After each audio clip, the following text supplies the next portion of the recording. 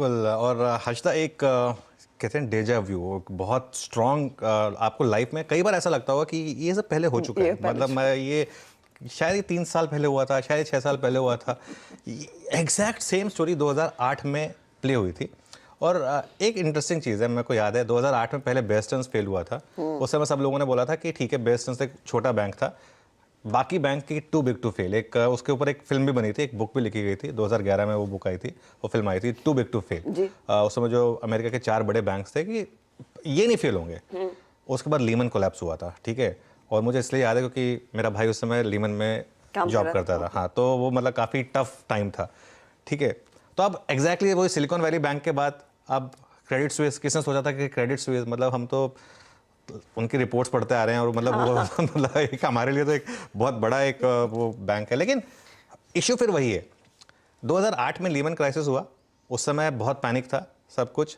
उस समय लोगों ने, मुझे याद है उस समय लोगों ने आईसीआईसीआई बैंक, एचडीएफसी बैंक, ये सब शेयर अपने जो बैंकिंग स्टॉक के थे वो बेच दिए थे। आज देखिए वो स्टॉक्स कहाँ पर है। मामला सारा ये है कि ये जो सिस्टमिक रिस्क है, क्रेडिट स्विस को एक लाइफलाइन मिली है। और जैसे कहते हैं ना, एक दिया बुझने से पहले एक बार जोर से फड़फड़ाता है वो लोग, तो ये वो वाला मामला है। एक क्लियरली यहाँ पर मामला तो बहुत ख़राब है। और अब बेल आउट कह लें इसको या वेंटिलेटर पर रखे पेशेंट को, अब जो मर्जी कह लें, ये एक समय है। लेकिन इसका मतलब क्या है, अमेरिकी और यूरोपियन बैंकों में एक सिस्टमिक रिस्क है। करेक्ट। अब वो सिस्टमिक रिस्क को आपको ये समझना होगा कि उसका इंडिया पे क्या इम्पैक्ट है। मुझे लगता है कि थोड़ा सा पैनिक में अगर आपको स्टॉक्स अच्छे मिले तो आपको लेने चाहिए, ठीक है। एक और चीज़, इसका एक बहुत बड़ा इंपैक्ट आ रहा है आईटी कंपनियों पर, क्योंकि हमारी आईटी कंपनियों के लिए बीएफएसआई सबसे बड़ा क्लाइंट है, खासतौर से अमेरिका में।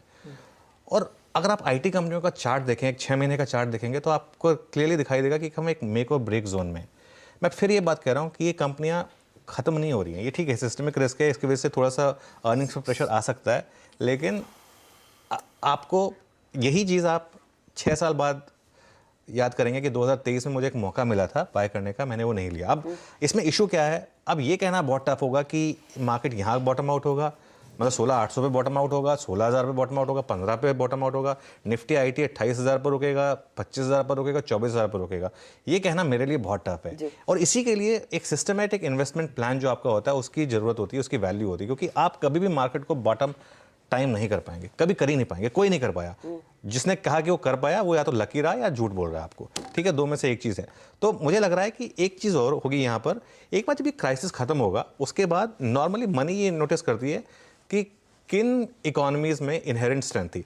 2008 के बाद आपको याद होगा इंडियन मार्केट में बहुत पैसा आया था फॉरेनर्स का। अभी इस समय फॉरेनर्स बेच रहे हैं, क्योंकि इस समय आप सब कुछ बेच रहे हैं। इस समय आपको एक ये चाहिए कि आपको फर्क नहीं पड़ता, आप किसी मॉल में हो, अगर वहाँ पर आग लगी है तो आपको फर्क नहीं पड़ता कि वहाँ पर सेल चल रही है नहीं, आप पहले वहाँ से निकलेंगे। तो इस समय वो हालत चल रही है। इस समय एफआईज अंधाधुंध बेच रहे हैं, हर जगह बेच रहे हैं, सिर्फ इंडिया में नहीं बेच रहे हैं, वो हर जगह बेच रहे हैं, क्योंकि उनको लग रहा है कि अभी अपना पैसा अपने पास रखो, बात की बाद में देखेंगे। ये क्राइसिस जब खत्म होगा, उसके बाद आप नोटिस करेंगे कि कहाँ की इनहेरेंट इकोनॉमीज में इनहेरेंट स्ट्रेंथ थी, तो उसमें आप देखेंगे इंडिया टॉप 3 और 5 में शामिल होगा। और मुझे लग रहा है कि 2023 एक टफ साल होगा, क्योंकि इसमें थोड़े से इलेक्शन भी हैं। लेकिन जिसने ये साल निकाल लिया और अपने पैसे को बचा लिया, 2024 ऑनवर्ड से एक बहुत बड़ी बुल मार्केट की तैयारी होगी, और वही पैसा जो इस समय निकल रहा है वो ऊपरी लेवल पर वापस आएगा इस मार्केट में इन्वेस्ट करने के लिए। तो फिर वही बात कि अल्टीमेटली इस समय ऑब्वियसली स्क्रीन खराब है और लेने का मतलब हिम्मत करना बहुत कम लोगों के पास होता है। लेकिन अगर आप एक इन्वेस्टर हैं, फिर मैं वो एक डिस्टिंग्विश कर रहा हूँ बिटवीन ट्रेडर एंड इन्वेस्टर। अगर आप इन्वेस्टर हैं तो इस फॉल को एक अपॉर्चुनिटी की तरह देखें। अगर आप ट्रेडर हैं तो स्क्रीन को रिस्पेक्ट करें। फिर जो अगर आपको स्क्रीन